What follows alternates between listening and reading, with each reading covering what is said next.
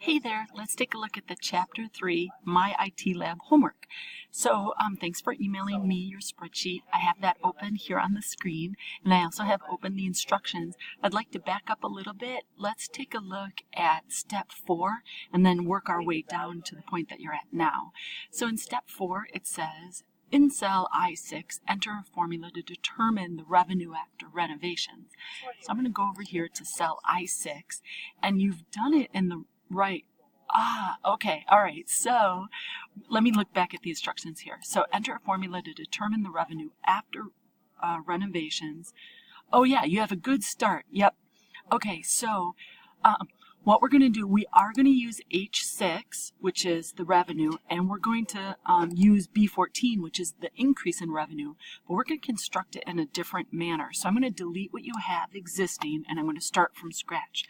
As always, we'll enter the equal sign to begin our formula, and we're going to take H6 multiplied by B14. Now, H6 will remain a relative reference. We want H6 to change to H7, H8, and so on as we copy this formula down. But notice what happened when I clicked on B14. It used the name of the cell instead of the cell address. And that's exactly what we want to have happen, because we want it to always point to B14. And by using the name, that'll always happen. So now hang on. I'm going to press enter. You hang out where you are. So if I press enter and I look at this result, I can see to myself, well, that's not the total of revenue plus the additional 40%. It's only calculating the 40%. So I'm going to go back up here to I6, and I'm going to put this whole thing in parentheses, because that's the increase. That's the 40% increase. I'm going to take this and add it to the original H6. So I'm going to put that in parentheses and then say plus H6. Now when I press enter, I can see it gives me that grand total. Now that I have it done correctly in cell I6, I'm going to use my Autofill function. Do you see how when I hover in the lower right-hand corner, my mouse turns into that plus sign? When you see that plus sign, then give it a double click. It'll fill it in the rest of the column. And Excel is smart enough to know when to stop. All right, so all of that work is for step 4. Okay, make that correction there. Step 5 says, in cell D6, enter the appropriate date function to determine the length in days, and so on and so forth. So I'm going to back up here to cell D6. And the function that they're trying to get us to use is the date diff, which we learned in Chapter 3. So again, I'm going to delete what you have existing here. And what I'm going to start out with is equals date and then DIF. It's the difference between the dates. Then I'm going to add a left-hand parentheses. So not only do we have to use this function, they're looking for our knowledge for using this specific function, but then we have to know how to enter the inputs. So the first input is B6, then I'll type a comma on my keyboard, and the second date is C6. So those are the first two inputs. The last input, so I'm going to add another comma, so I'm ready for the last input.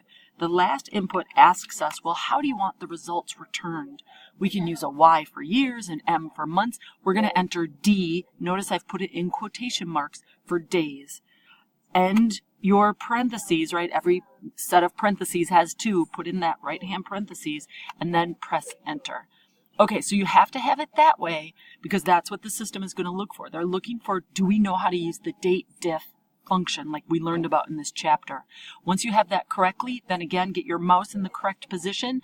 It's hovering over that little green square. All right, I have the plus sign, double click, and autofill it on down the way. That is all step 5. In step 6, then, now we're ready for B15. Enter a function to calculate the median length of renovation in days. So B15, I'm going to click down here to B15. And so we can't type this in manually. We want to use the median function. So I'm going to start typing equals MED. Notice it tries to find a match for me. I can double click on the function name median. And then I just have to add the parameters.